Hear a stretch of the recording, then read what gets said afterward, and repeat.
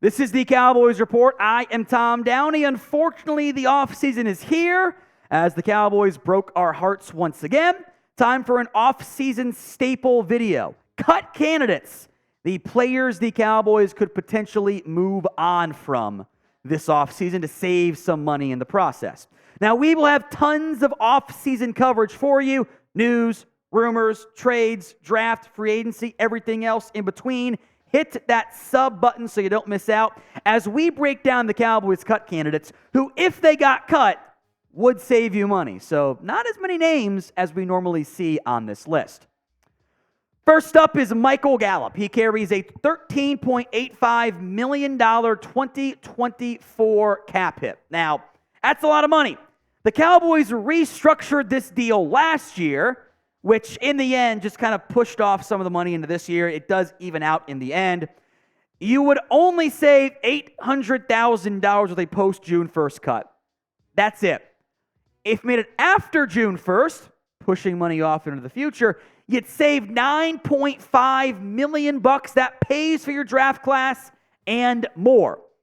And the issue is, man, you have not gotten good play out of Michael Gallup this year, or last year, or even in 2021. The former 1,000-yard receiver has seen his numbers go in the wrong direction. He doesn't move as well as he used to. There's no separation. And I hope that we don't overreact to what amounts to one half of performance, which in Michael Gallup's case, he was great in the second half against Green Bay. I can't not save $9 million for a guy that legitimately is like my number 4 playmaker at best on offense. I can't. Let Tolbert add there. If you find a speedy guy, go for it. Cool. What do you want to do with Michael Gallup? K for keep, C for cut. Sound off for me in the comment section right now. The other name that would actually save you some money is Brandin Cooks. Now, again, on this list here, I'm not always going to advocate to cut all these guys, but these are the guys you have to have the conversations on. $10 million cap hit, it's less than Gallup. $4 million in savings right now, $8 million after June 1st. Not an insignificant amount of savings, but in the back half of the year, he got going a little bit more. He was a good red zone threat for Dallas. The speed was still there, but there's also this element as well. His numbers have dropped the last 3 years, 2020 to 2021, to 22 to 23. That's not ideal. I think there were some schematic issues, and there were misplays from Dak that could have bumped up those numbers. And as heavy as you fed CeeDee Lamb, you probably only need around 700 yards from Cooks to make him a viable number 2 or even number 3 on this team. So for the relatively cheap contract you have, I'd lean towards keeping him because I don't want to have to lock myself into adding another wide receiver in draft or free agency. I'm open to it, but if you cut Gallup and Cooks, you pretty much have to. It is a good class, though. So name a player who you want to cut. Sound off for me. Where else but the comment section right now. We have to have the tank conversation. And this one is not as... a little bit more nuanced than I think will be had on social media, like everything is with the Cowboys. Big cap hit, $20.45 million. You only save $2.56 if it's before June 1st. It's $10 million after June 1st. The raw numbers for Tank, the sack numbers don't look very good. I will also say this part. He is your one good run defender. He is the only guy that is consistently making plays against the run. That is consistently finding ways to impact the defense or against the offense on defense. So I don't want to cut him unless you go rebuild, which I don't think Jerry Jones wants to do. The cap number is a big number. It should scare you at least a certain amount. I totally get that. The sack numbers aren't great, but he gets a bunch of pressures. I mean, he didn't get a sack for the interception he caused not last week, but in the final regular season game. Like, he's still impactful. The pressure is there. The run defense is there. The sacks aren't. That's not ideal.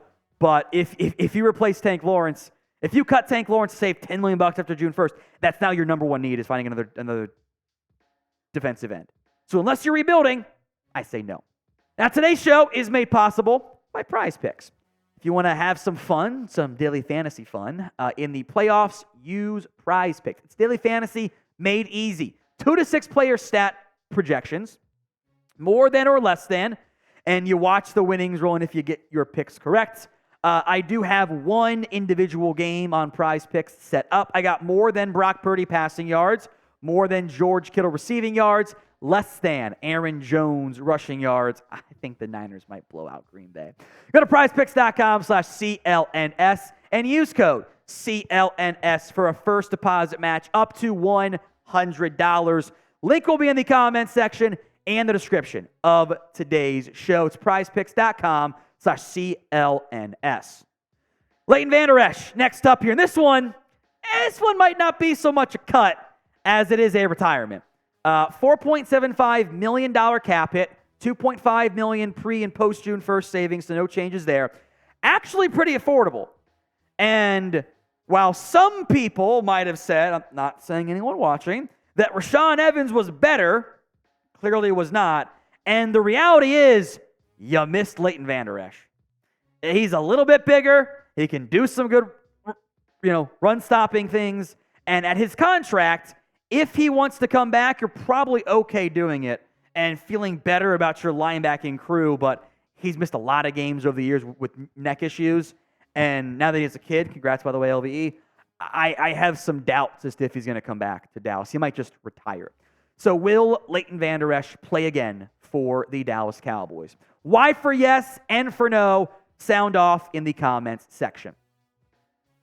Other cut candidates here. These next couple names are probably more the next 3 names are probably going to be moves that could hypothetically happen, closer to roster cut down time.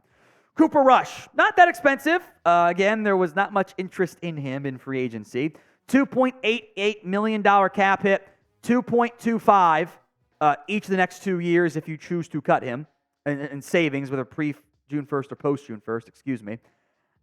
If this, what I think this comes down to is, how does Trey Lance look in the preseason?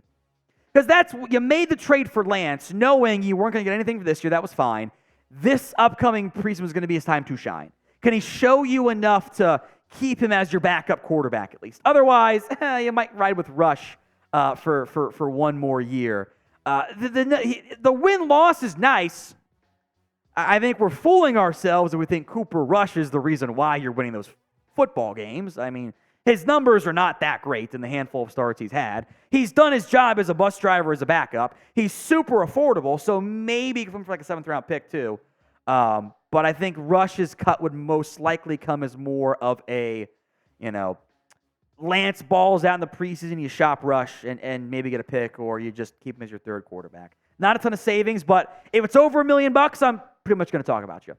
Next cut candidate is Nahshon Wright. $1.44 million on his cap. You save $1.23 with a cut. Nahshon Wright was a bad pick. I despised it at the time. I think I've been proven right. He has barely played for you at all. He has not been very impactful when he's been out there. He played 8 games and allowed a touchdown almost immediately once he came out there. And it was so bad in 2022, in addition to Boss Man Fat, who is, of course, gone now. They didn't even play Nahshon Wright. He's been a top 100 pick, and he couldn't get on the field. If Dan Quinn leaves, bring Nahshon Wright with him. That was a Dan Quinn specialty pick. Didn't work out.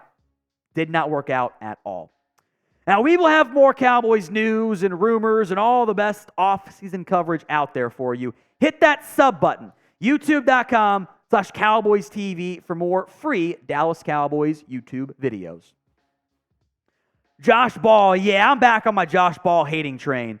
$1.18 million is owed, $1.06 if you cut him. The dude can't stay healthy. He's not that good of a player either. I have no desire to keep Josh Ball.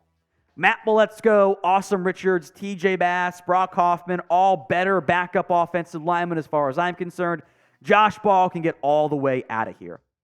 So what is your confidence level in the Cowboys this offseason? We will add 0 to the scale because I know we're all down bad here. What is your confidence level? Scale it for me right now in the comment section, 0 to 10.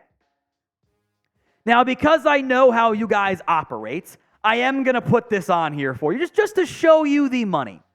Dak is owed $59 and almost $500,000 this upcoming year. Nobody wants that cap figure to stay the same. You owe him pretty much all of it, though, with the way the deal has been structured. You cut him right now, you actually lose $2.46 million, or trade him. That's what you owe him. If you cut him after June 1st, or designate him a post-June 1st cut, you would save $34 million this year on the salary cap. However, that is a post-June 1st cut. As with all post-June 1st cuts, you're just pushing money off in the future. You would still owe him $36.5 million in 2025. So you're basically paying 2 years of franchise quarterback cap numbers if you were to cut Dak.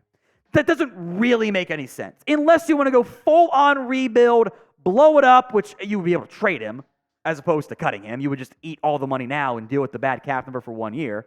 I don't think it actually makes a lot of sense, but I know how everyone operates, so I'll show you the money, to quote a movie there, about what the significantly negative aspect would be.